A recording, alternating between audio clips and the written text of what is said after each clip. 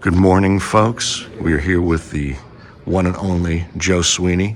You know MakoJo'Joe, don't you? Of course you do. Mr. Sweeney, it's great to meet you. I've never met you in person, I don't think. Maybe in Lancaster, I'm not sure. But thank you for coming here to Cooperstown, the Ed Zack Memorial. This man is legend beyond legend in the community. I'm going to gush a bit because he's APPA class of 2005, and those of you who've been playing these types of games know the immense contribution this man has made. I will share the link to his old website there. He's written so many lines of code for APPA baseball, APPA football utilities. I'll point you to a string on, at least one string on between the lines. Folks just absolutely used the contributions of Mr. Joe Sweeney, no end. So thank you, sir, for taking a few moments with us here. Oh, you're welcome. I'm happy to. We have to go back into the first time you got into APPA and any other games in your history. Like a lot of us, I started as probably a 9-year-old playing gameco. And then we graduated to wiffle ball, where I would be the Dodgers and my buddy Georgie was the Yankees. And if a lefty batted, you had to bat lefty, and if a righty batted, you batted righty. I think so many people share that experience. I was in college my freshman year, saw an ad in Street and Smith for the football game. And that sounded really interesting, so I sent away for the brochure and then bought the game. And then 2 years later, bought the baseball game. Time went on, and I had a computer, and I got what was an Apple IIc was the first computer we had. And I wrote a program to create baseball cards for the APPA game. One of the interesting things on that is I could not get the program to work properly if a player had only triples but no doubles. So eventually I solved that by putting in the stat as doubles, not triples, and then converting all the sixes to twos. Nice. When I started programming a little more robustly, I used VB3, and then it was programs that I wanted. I wanted to do things that I could not do with the game. There's a player who was a first baseman outfielder and was on my team, and then one year he only got an outfield rating. Well, he could still play first base, but not according to the computer game. So I had to write a program to edit that, and that was kind of the genesis of the baseball programs. The football programs were similar. I wanted people to be able to play different positions, and I needed a program to do that. And from there, it was just things I wanted to do that I couldn't in the game. So I would write a program to do it, and then I found them useful, and I thought, I wonder if other people might find these useful. So I made them available to people. Nice, nice. And a lot of people have found them very useful. So how, you really navigated that period where well, it was digital, of course. I mean, the company was actually right in the thick of the transition to PC and on-screen games. So what did that period feel like to you as that struggle between the cards and dice folks and trying to move them over to on-screen play? I liked the on-screen play because it could keep stats for you and keep standings for you. When I do a replay, it's not really a replay. I will take a team of players that I want to coach and then insert them into the league. And then I coach my team, and the other teams get coached by the micromanagers in baseball for Windows, so I don't have to worry about that. In I think it was the 2007 season, there are a lot of ex-Buffalo Bisons floating around the majors, so I just pulled them into a team. So we were based in, it was either Cleveland or Dublin, Ohio, I forget which, but it was based on the Cleveland roster. But if the Cleveland shortstop wasn't an ex-Bison. He would get traded to whatever team an ex-Bison shortstop would be on and bring him back so it was kind of a mishmash. But I don't do the replays. I like to put a team together and coach it. And that's so much easier playing games when you're not making the decision for both sides. Sure. Yeah. I'm going to hit and run. Oh, the defense knows that because I'm the defense in the card game. So in the computer game, you can get away from all that. Sure. As you were doing your work, did you consult with folks or just kind of keep an eye on what other companies were doing at the time? You worked with the Miller brothers, or they were doing their thing? It's interesting. When I started programming, I did not realize that I was using another company's intellectual property, the file definitions. Sure. That just never occurred to me. If I go back a step, when my children were younger, my son might get a Might and Magic game for Christmas. He'd spend his time with the game, playing the game. I'd spend my time with that game, figuring out the file layout so I could increase the gold for his character. Sure.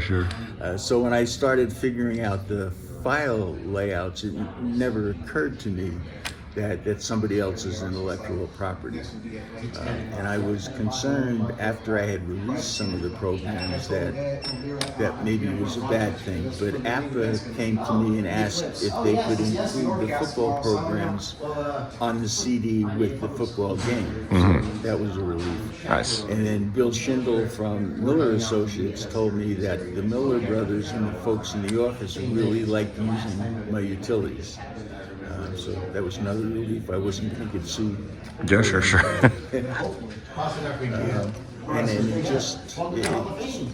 like I said before, it's just programs that I thought I needed, and other people might be able to use them. Some of the programs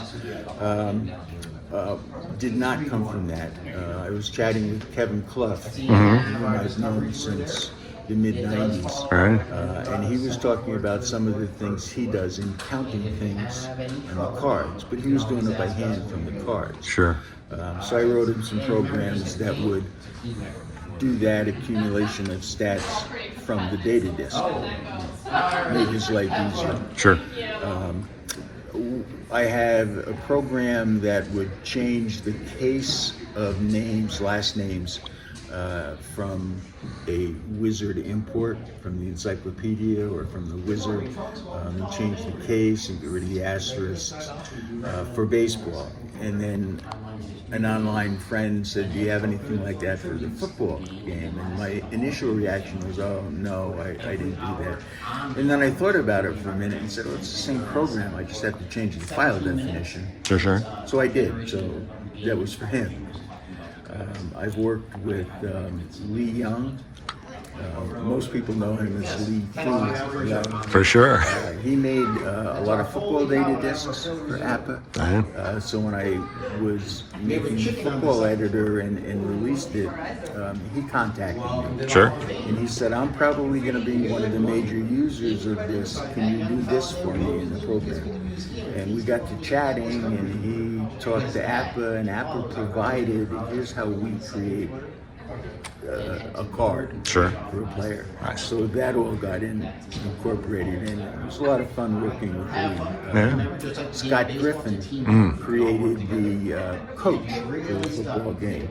And I worked with him so that people could create their own coaches. Sure. If you want to have a 3 yards in a cloud of dust coach, you could do that. If you wanted to have a mad bomber offense, you could do that. Sure. We created a lot of coaches that way. I've worked with Bill Staffa on a few things. The Merlin program. Sure. Did lots of tweaking on a data disk. Wow. Time travel baseball. You could center any team or any league to a given year. So if you wanted to play the 1927 Yankees and the 2009 Red Sox, you could do that, and you could put them in the same context, the same year, and the program would adjust the stats, and then you can use Wizard to create the card numbers from that. Nice. So it's been rewarding and a lot of fun working with folks throughout the APBA community. For sure. So, did you keep stats prior to your programs? Were you ever keeping them in pen and paper? Not really. Okay. I would keep home runs and stolen bases. Okay.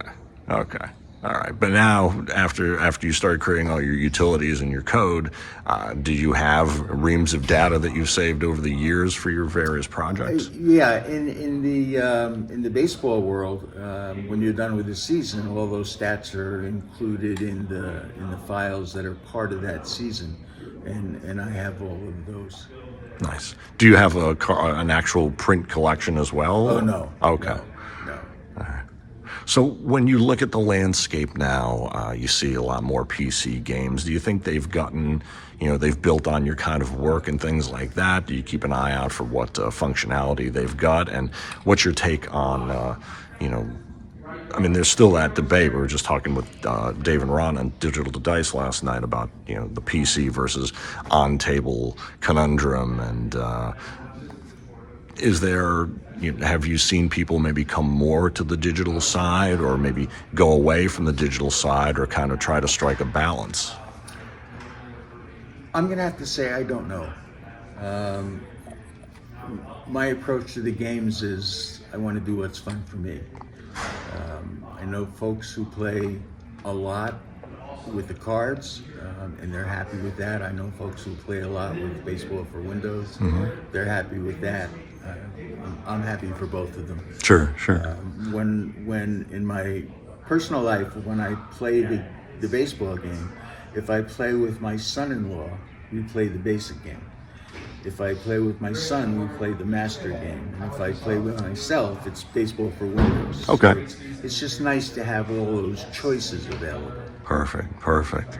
Did you ever work, since we're calling this tournament this year in Cooperstown in honor of Mr. Ed Zack, did you ever provide any data to Mr. Zack? Did you ever have conversations with him? No, I did not. Yeah, I guess it would be harder to kind of document, in some cases, the evolution of some of those the digital versions of games. Although, there's at least one book a gentleman did on documenting text games going back to the 70s, computer text games. What's your take on the desire for visual element? What kind of aesthetic do you think is important for translating a board game to PC?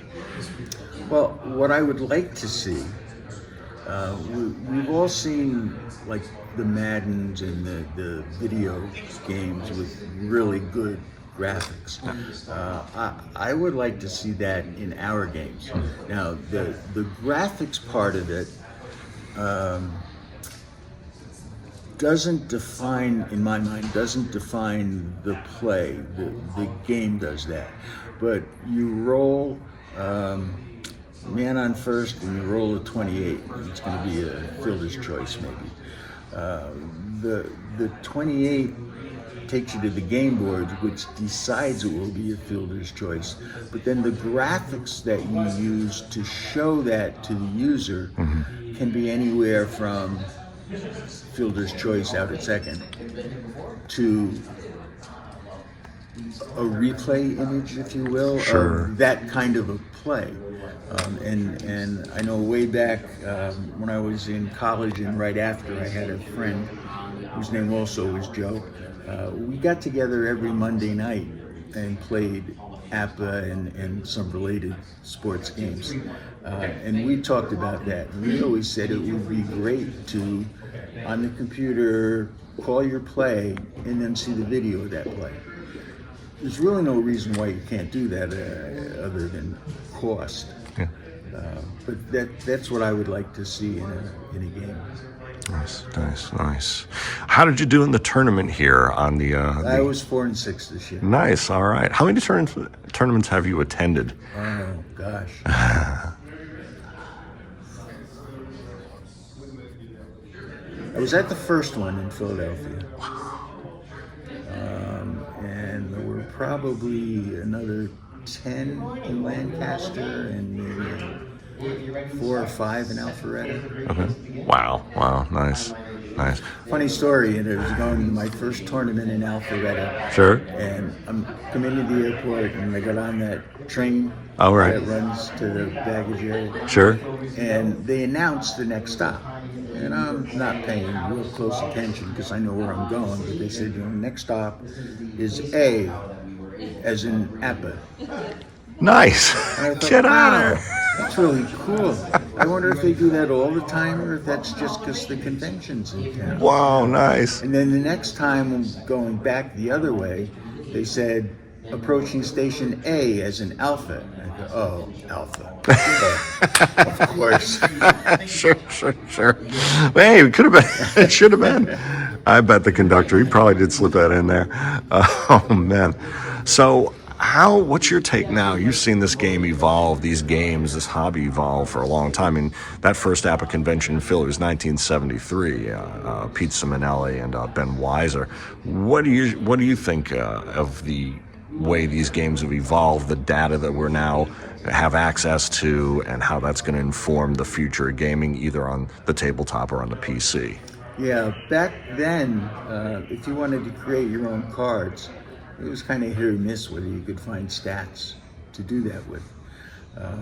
And without the internet, the general electronic world, I know my friend and I, we created a lot of innovations for the way we played, especially in football.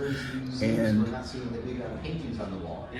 we did things and then wondered, gee, I wonder if anybody else does this. Well, people all over the country were, but who knew? No, sure, right. The innovations range from easy things like the steal allowance letter. I like to steal.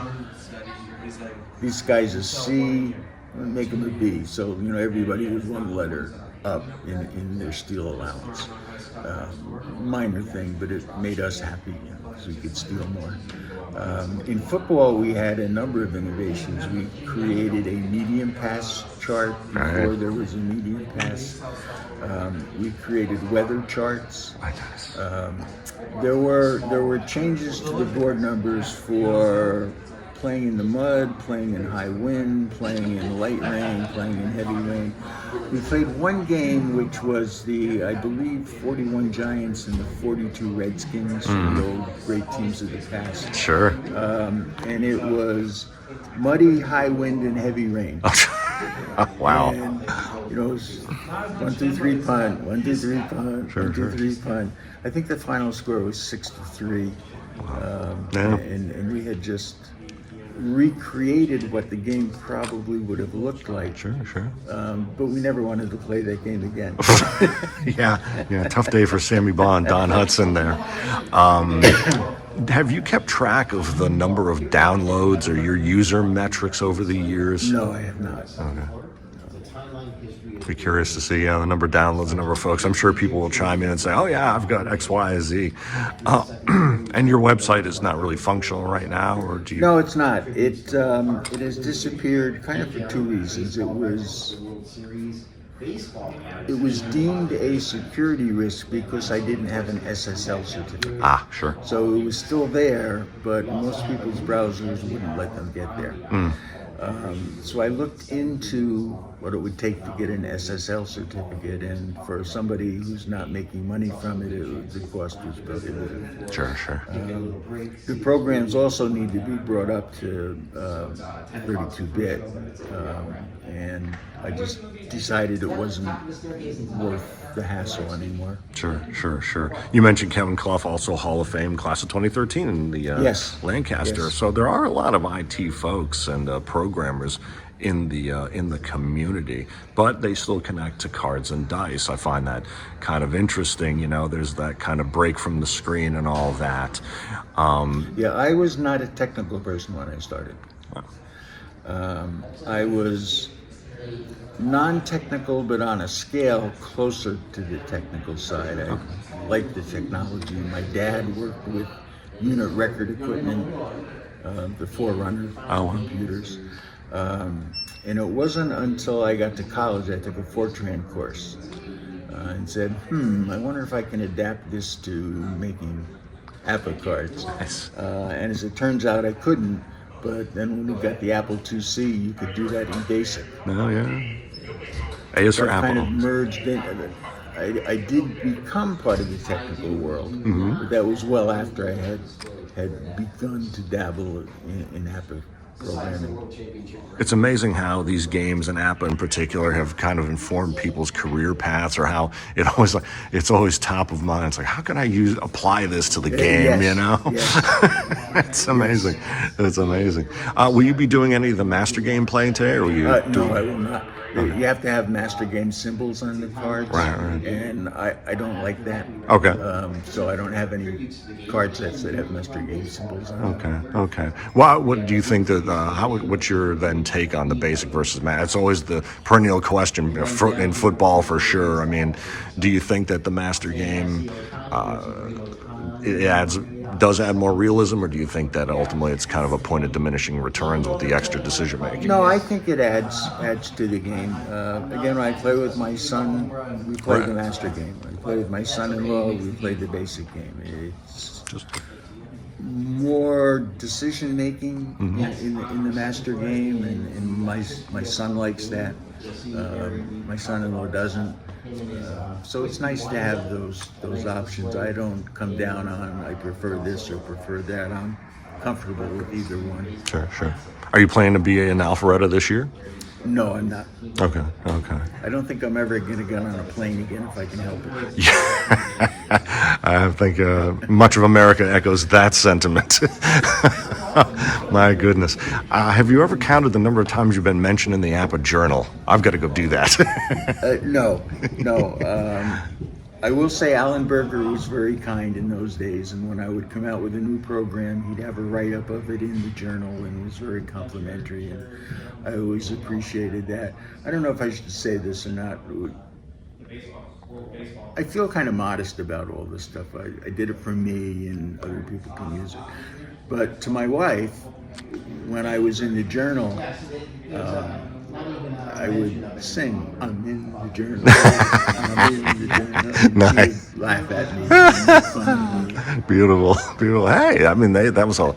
Well, again, you talk about that effort that goes into it for me, for personal, but I mean, it's really that tight-knit community. I mean, everyone did it kind of out of your own desire to replicate these things on the tabletop or on the screen, and then by extension helping folks, and the APPA Journal is so important to that. Did you partake much in Between the Lines, the Delphi yes, Forums? yes. Where can people find some of your just comments? Do you have any particular threads that you've started? No, I don't usually start threads.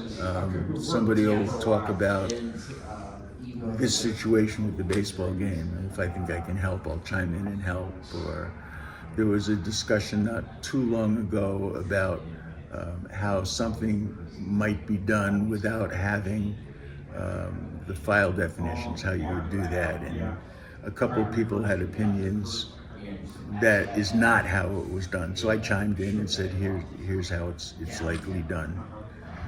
One thing I'll mention is, back in the day when my friend and I were playing a lot right out of college, we'd get a new card set, and as we all did, we really all anticipated that, and you'd sit and say, gee, I wonder what Mr. APPA is giving this guy for, a rating.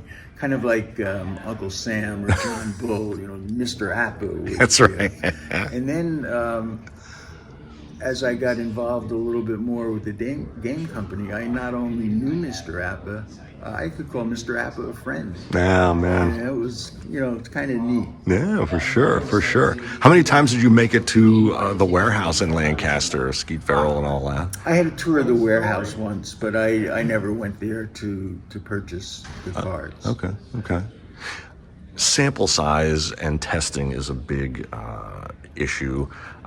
What was your kind of methodology for proving out concepts and features? You have to look at two things. What using the program the way it's intended, what errors will result, bugs, if you will. And then the other thing that I fall short on, and I think other people do as well, is what happens when somebody tries to use the program for what it's not intended to do.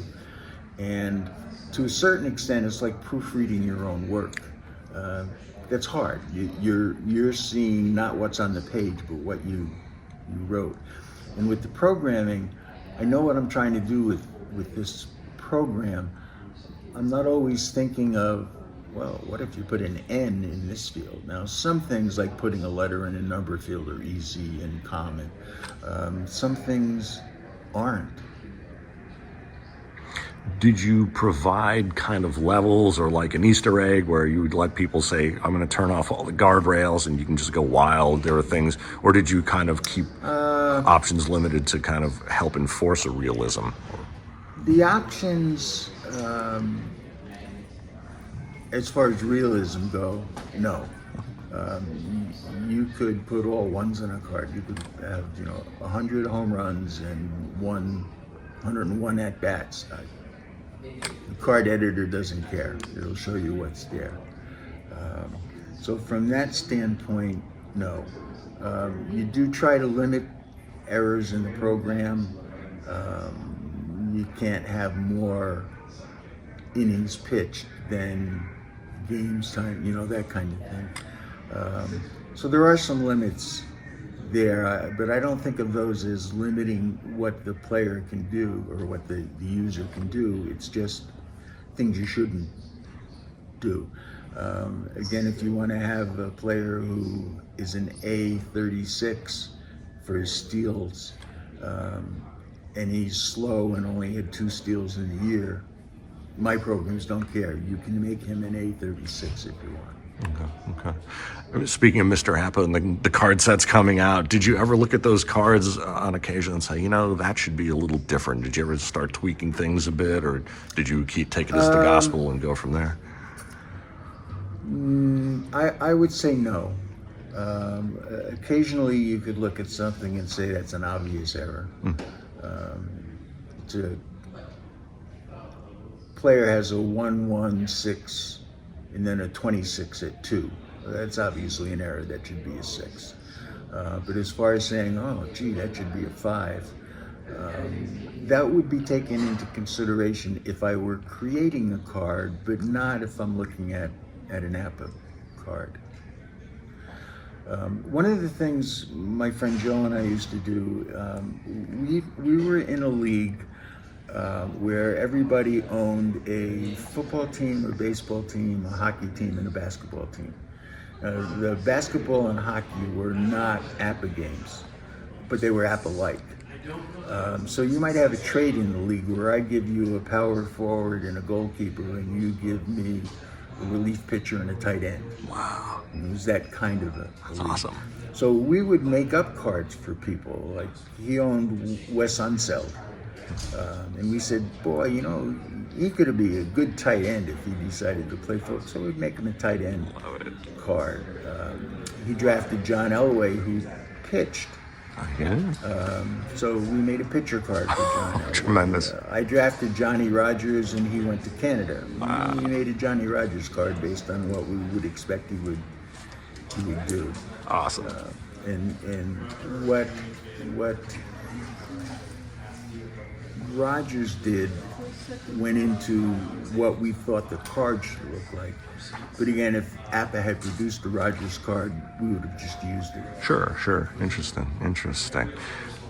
We talked a little bit, I think you mentioned talking some cross-era. What's your take on normalizing era-to-era play? For it, against it, how do you approach something that kind of big a concept?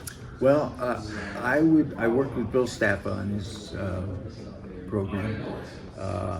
The program allows you to normalize in one of 2 ways. You can normalize and say Ty Cobb is Ty Cobb. So his average isn't going to be as high in 1960, but he's still going to be a triples, doubles, steal kind of guy. Or it allows you to say, gee, if Ty Cobb were alive today, he'd have the nutrition our players have, and he'd have the background our players have, and he'd hit 25 home runs, because that's what players today do. So you can normalize either way. I think normalizing is fine. There are folks who say you can't play the 1927 Yankees against the 1960 Pirates. Just doesn't work. Well, it may not, but I want to do that anyway. That's exactly right. So, I can either just use the cards right out of the envelope, and frankly, if I'm going to use cards, that's what I'm going to do. If I'm going to use the computer, I might think about normalizing them. Gotcha. What are your favorite teams, speaking of a league where you've got all the sports in one? Who are your heroes? Well, I grew up in New Jersey, just south of New York City. Well, actually just northwest of New York City because of the geography. And when I was in high school and college, people were either Met, Giant, Nick, Ranger fans, or they were Yankee, Islander, Nets. What sport am I missing there? Devil? Oh, Jets. Oh, Jets. And very rarely did you find a crossover. It's interesting. So I moved to the Buffalo area when I was 30. So my sports affiliations were pretty well fixed by that time. When we got to Buffalo, they have a AAA team, the Buffalo Bisons, and we're Bison fans now. My daughter and I, when she was at home and in college, we went to 36 games a year. It's just a great opportunity to go see good ball at a reasonable price. In baseball, I have not followed the majors since they went on strike in '94. My son keeps asking every year, are you still mad at them? And I'm not mad at them as much as if they don't care about having a World Series, why should I? But the Bisons filled that hole. There you go. Still love the game. Right now, my teams are still the same ones they were when I was 20. What about college games, and now with all the name, image, likeness stuff, kind of taking some of the amateurism aspect maybe out of the game? What's your take on? I don't think the game has been amateur for 40 years, 50 years, 60 years. Interesting. I do think the NCAA rules are silly, not necessarily the current ones, but if somebody wants to give me $10,000 a year to go to Clemson, why shouldn't I be able to take that? It's not like student athletes are students first and athletes second in D1. So I think a person should be able to earn whatever they can. I'm not even opposed to you giving me $10,000 to go to Clemson and somebody else offering me $8,000 to go to North Carolina. I don't care. You should be able to earn money and not have to just go where you're told and do what you're told. Right. Do you think that really changed? I mean, obviously that kind of idea changed not only the concept of the game, I mean the fans' perceptions of the game. Do you think that Major League Sports have opportunities now to maybe? I feel like they try to connect with their legacy. We're here in Cooperstown. Do you think that pro sports needs to do any image remediation, or you think they're doing, they're just kind of pursuing a new era and trying to go with that flow? Yeah, I think one of the myths that sports has given us is that the team represents the city. It's a business. I don't think we should be spending public money to build stadiums. If the team's not happy here, they can go elsewhere. Yeah. We don't offer to buy somebody who wants to have a plumbing supply store. We don't offer to buy them a building. And I don't think we should be doing that with sports either. And in the context that I view it, sports is a business, not a sport, which sounds contradictory, but Sure. it's a business. Yeah. And if a business wants to, one example, affiliate with gambling, they're asking for trouble. Yeah.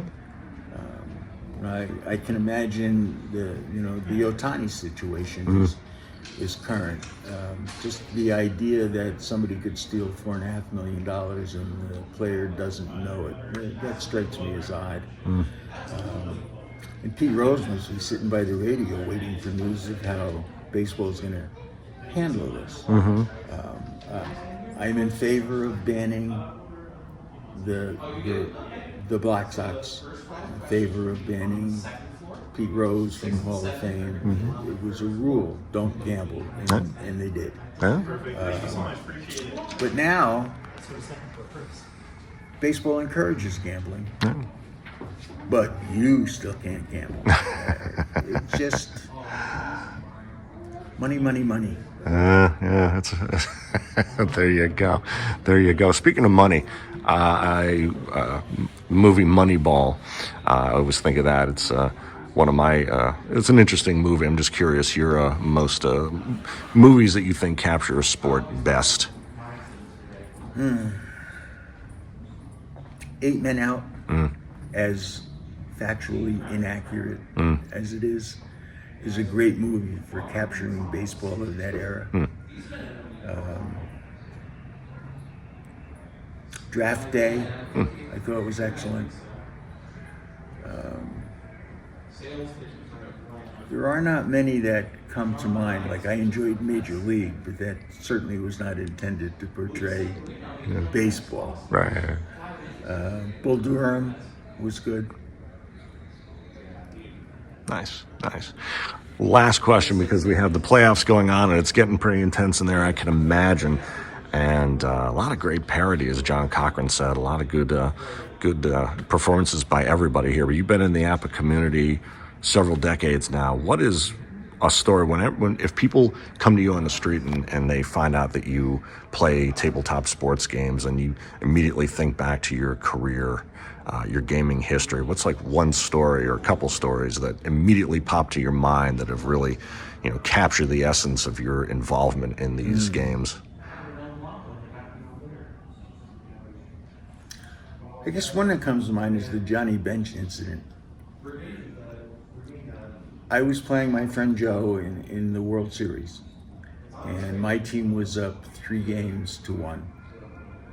We were about to win the 4th game. Tying run in the 9th. Throw to the plate, Johnny Bench tags him out. I win. Oh, but wait, you have to roll to see if he dropped the throw. He dropped the throw. Catcher 9, he dropped the throw. My friend went on to win that game and the next 2. And I lost the series 4-3. So that Johnny Bench incident is right up there with Fred Merkel and, all those other, Bill Buckner. Oh, man.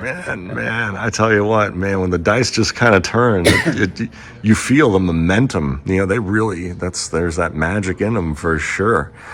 Another one that comes to mind is the last football game that I played with Joe.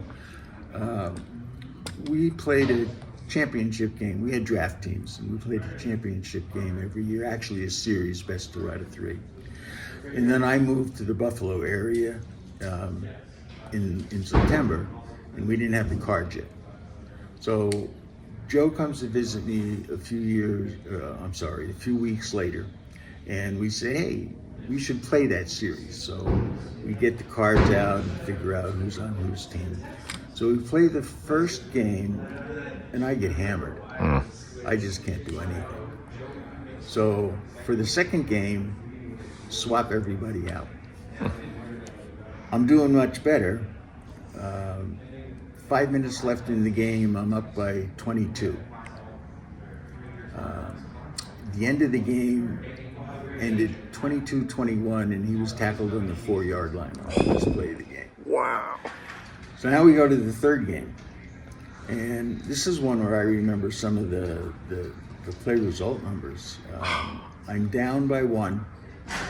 I have the ball at my own 20 after a touchback, and it's a 2-minute warning. So if you remember the timing of the football game, it was in 2 minutes you have 8 half plays. Uh-huh. Okay. So I have Don Nottingham and Greg Pruitt are my running backs. Nottingham had a lot of 4s and 6s, and I'm thinking, all right, and I have 3 timeouts. Sure. He's gonna be deep defense, so I'm gonna run Nottingham and get 10 yards or whatever. So I roll, and it's a great roll. Play results of 4. Mm-hmm. And on the boards back then, it was 14 yards and out of bounds. Uh-huh. So that worked out. Yeah. So maybe we'll give Pruitt a shot at this. Another good roll, it's a 3. It's 21 yards and out of bounds. Now my friend is sure I'm going to be passing. Mm. So I ran Nottingham again. He blitzed. Oh. So the play result number was a 6. But you go up 2 lines to the blitz, and you add a yard. So it's 15 yards and out of bounds. So now I've gone only 3 of those 8 plays. Man. And I'm on his 30. Now I'm worried about scoring too quick. So it was, plunging the line, timeout, plunging the line, timeout, and plunging the line, and he didn't have any timeouts, so I could kick a field goal on 4th down. But I still remember those play result numbers. Oh, man. Like it was yesterday. Nice. That's the impact. Thank you, sir. MakoJo'Joe Sweeney, class of 2005 APPA Hall of Fame here in Cooperstown, the Ed Zack Memorial 2024. It's a pleasure to meet you, sir. It's an honor, and I'm sure everyone's saying thank you for everything you've done. Let's hear about it in the comments, folks. Thank you.